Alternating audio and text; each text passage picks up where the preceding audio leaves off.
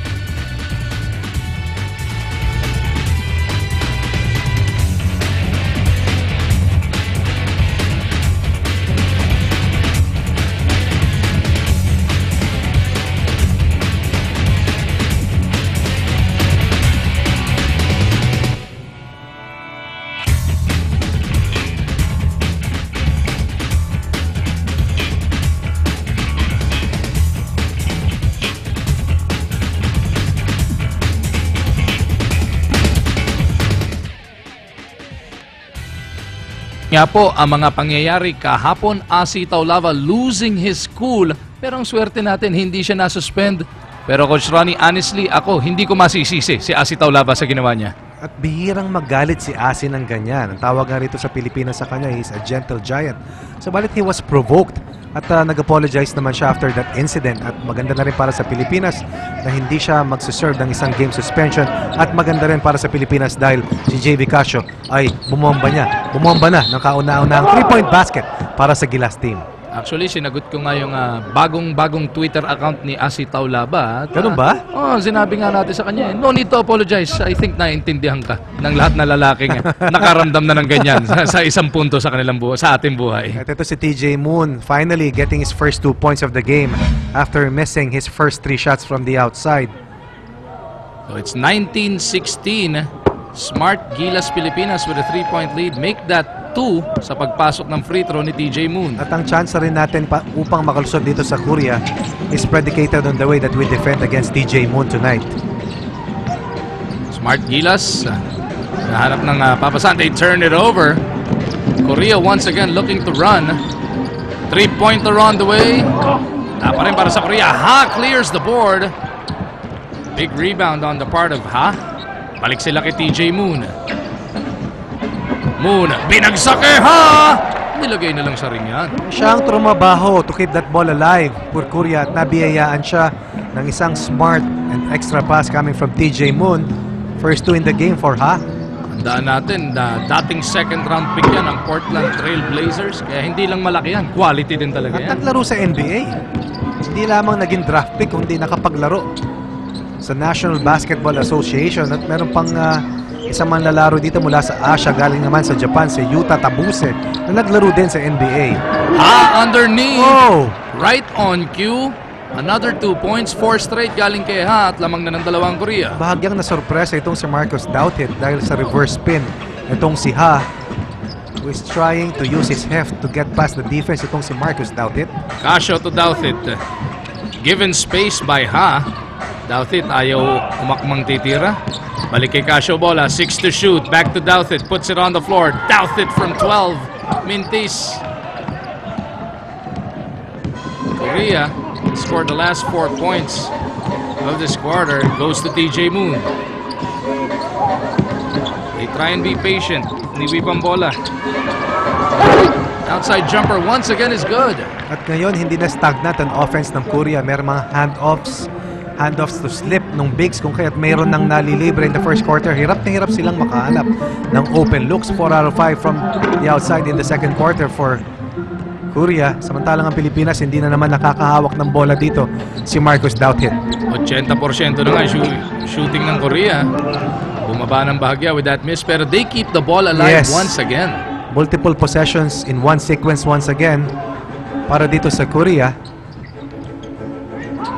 Nga, no? 6 na offensive rebound dito ng South Korea. DJ Moon misses his third or fourth attempt from the 3-point outside, line. yes. Lassiter may tangan ng bola. Team Pilipinas looking to get into their set. 9-3 scoring run to open the second quarter. Para sa South Korea, Casio bounces it to Douthit. Mintis Douthit for his own stick back. Finally, the Philippines showing us patience sa half-court execution. JV Casio calling that play, going to Marcus Douthit. At yan ang mga kailangan mga touches ni Marcus Douthit. 10 in the game for Douthit, nearly 50% sa total production ng Team Pilipinas. They isolate on the right side. Hinahanap nila si Moon. Maganda pagkakadikit nila si Ter. Binagsak ng diretso kay Ha! Napakahirap ng pigilan pag ganun kalapit yun. 7-2 against a 7-footer. Good entry pass.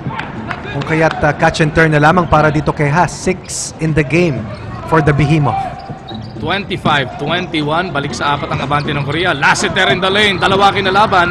Looking to drop it off. Turns it over. And here come the South Koreans. Matake mula sa kanan. Natapikan. Pero na-recover naman. Neto ni Kang. Apat lamang dito mga manlalaro from Korea. Mukhang meron na naman nasaktan. At pumito yung ating referee. Offensive foul ba? Tignan natin kung si Ha yung nasaktan dito para sa Korea. Mukhang siya nga. Oo, hawak-hawak ang kanyang Kalire. kaliwang kamay. So a look of concern once again galing sa mga Koreano as they try and hang on to this lead. Tutukan natin ano mangyayari sa aming pagbabalik.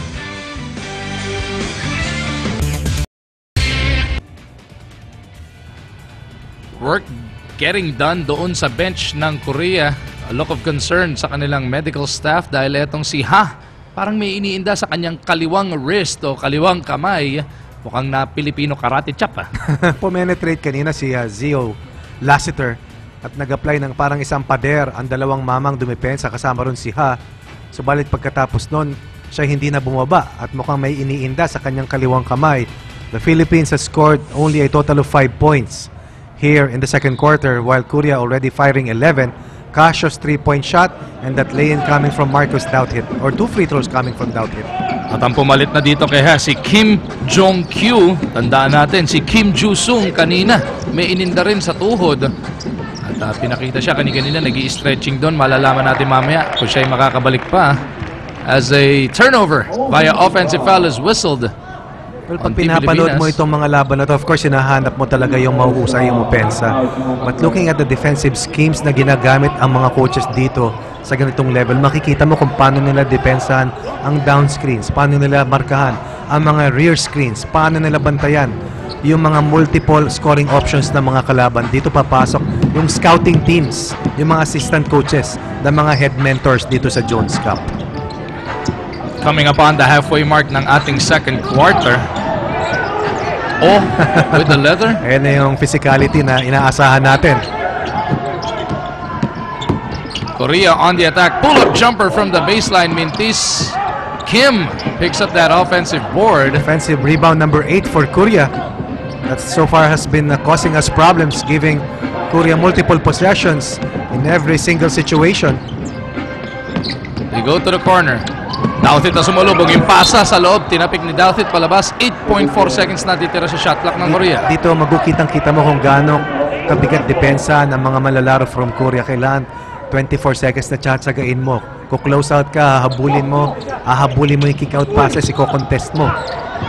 At doon sa ilalim nagmintis ito si Kang.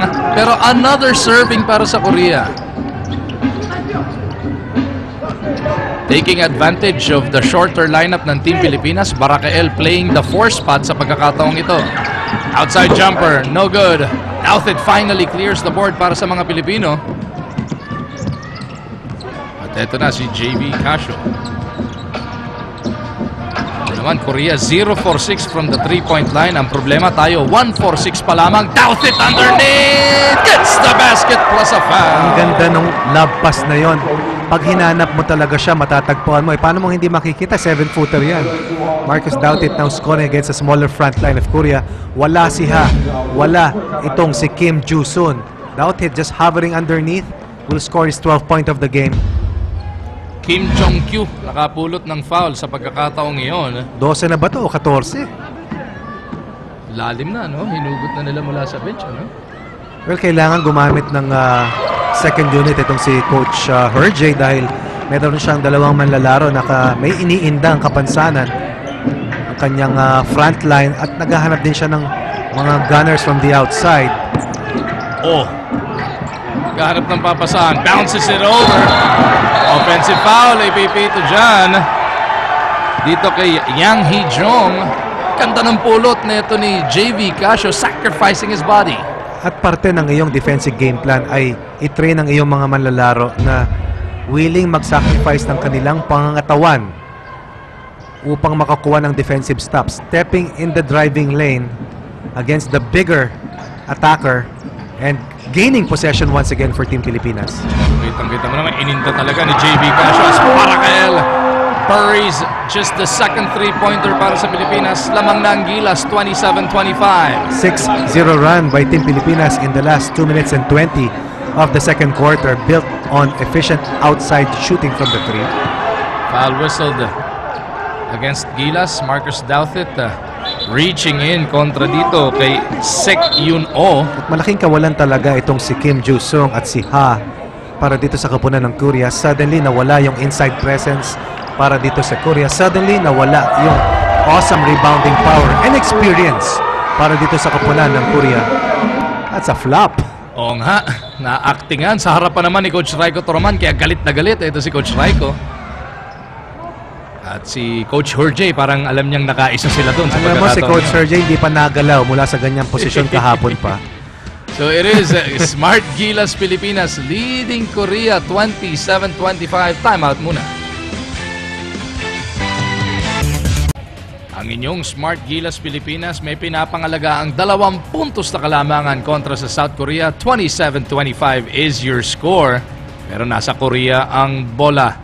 3.25 minuto na lang natitira dito sa ating second quarter. Day number 5 ng 33rd edition ng inyong William Jones Cup. Korea shoots for the lead or the tie with that long two. Magandang bailout option na ball screen. And finally, Korea breaks that scoring drought. Kanina lamang sila 25-21 bago bumuhos ang Pilipinas ng 6 na sunod na puntos upang makuha ang 2 puntos na kalamangan. First field goal yun para kay Dong Yung Guang. Douthit kick out pass, 3-pointer on the way. No good. Kim with a big rebound. Korea on the attack, surveys the floor. They go to the right side. Lee from top of the key. As Korea aims to retake the lead. Look at the movement away from the leather para sa Korea. Look at the denial of the basketball by JV Casio. But once again, a jumper from the perimeter. One thing na magandang ginagawa ang Pilipinas dito, depensado talaga nila yung 3-point line. 2.25 minuto natitira sa ating second quarter. Lamang na naman ang Korea as Jong knocks in his first 2 points. Casio, medyo malamyang pasa. Nabunda kay Barakael. One-hander. Does not work. Lassiter looking to keep it alive pero the Koreans control the board.